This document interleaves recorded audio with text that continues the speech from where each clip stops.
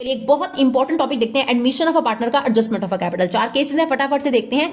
Adjustment of old partner on the basis of incoming partner capital account. Question में old ratio दे रखी होगी, सी का नया शेयर दे रखा होगा, उसकी कैपिटल दे रखी होगी। पहले निकालो फर्म की कैपिटल। कैसे? अगर 1/5 शेयर के लिए 40,000 कैपिटल लाया तो 1 के बराबर कितनी होगी? ये रेशो से उल्टा हो जाएगा, 5/1 हो जाएगा, फर्म की कैपिटल आ गई। इसको न्यू रेशो में उठाकर डिवाइड कर दो। बैलेंस सीडी यहां भी लिख दो और बैलेंस शीट में भी लिख दो। फिर इसकी बैलेंसिंग के बारे में लिखा होगा कि एडजस्टमेंट कैश से करनी है, करंट से करनी है। अगर कैश से करनी है तो बैलेंस सीडी निकालना, जो शॉर्ट साइड पड़ रही है वो आपके पास यहां लिख देना। अगर कैश है तो कैश लिख देना, और अगर करंट है तो करंट लिख देना। अब ध्यान से सुनो, अगर यहां पे कैश अकाउंट खोला है तो ये कैश का मतलब होता है विड्रॉल, कैश में से ये पैसा माइनस कर देना। और अगर इस साइड है तो कैश में प्लस कर देना। और अगर करंट अकाउंट से एडजस्टमेंट करिए तो ये बैलेंस शीट में एज इट इज पोस्ट करना। मतलब ये वाली साइड है तो लाइबिलिटी में और ये वाली साइड है तो एसेट में, बिल्कुल सीधा सीधा। That is first case. Second case, new partner bring 1x share of the combined capital. यहां पे सिंपल सी बात है, यहां सिर्फ हिडन कैपिटल है न्यू पार्टनर की, एडजस्टमेंट नहीं है। जैसे Z bring 1/3 of the combined capital of X and Y, तो आपने क्या करना है, XY का शेयर दे रखा होगा।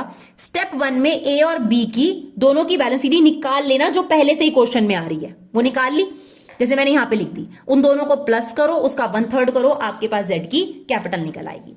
फिर आ गया case 3, Z bring 1/4 of the total capital of the firm. Combined capital का मतलब अलग होता है, टोटल कैपिटल का मतलब अलग होता है। कंबाइंड में सिर्फ हमने इन दोनों का शेयर प्लस कर दिया, लेकिन टोटल कैपिटल का मतलब क्या है कि मान लीजिए से XY 3:2 के लिए आए हैं और दोनों की बैलेंस शीट यही है, Z की कैपिटल निकालनी है। यानी सेम केस 2 और 3 में सिर्फ हिडन कैपिटल है, सिर्फ और सिर्फ हिडन कैपिटल है, बाकी पार्टनर्स की कैपिटल चेंज नहीं हो रही है। जैसी बैलेंस शीट निकालनी थी वैसी निकालनी है, ठीक है ना। तो हमने लिखा Z की capital 1/4 of the total capital of the firm, तो X plus Y plus Z. तो X प्लस वाई का टोटल हो गया 1,40,000 और Z का हमने ले लिया X, ठीक है। अब ये 4 यहां जाके 4x हो गया, यहां जाके माइनस हो गया 3x, डिवाइड करोगे तो x आ गया। x मींस क्या आ गया आपके पास, Z की कैपिटल। तो केस 2 और case 3 basically hidden capital of new partner है। केस 4 देखते हैं, ये है adjustment of a capital. C bring 1/3 of the total capital of the firm, ये बात ऊपर वाली एज इट इज हो गई। And existing partner want to adjust their capital and new PSR। अब इसमें क्या करा हमने, ऊपर वाला काम तो है ही है। अब देखो C कितने शेयर के लिए आया, 1/3 शेयर के लिए आया, और A और B का बचा हुआ शेयर कितना होगा, 1 में से माइनस कर दिया 2/3। अब 2/3 के बराबर इन दोनों की जो कैपिटल है, बैलेंस CD जो है वो 1,20,000। तो अगर 2/3 के बराबर 1,20,000 है तो 1 के बराबर कितनी होगी, 1,80,000।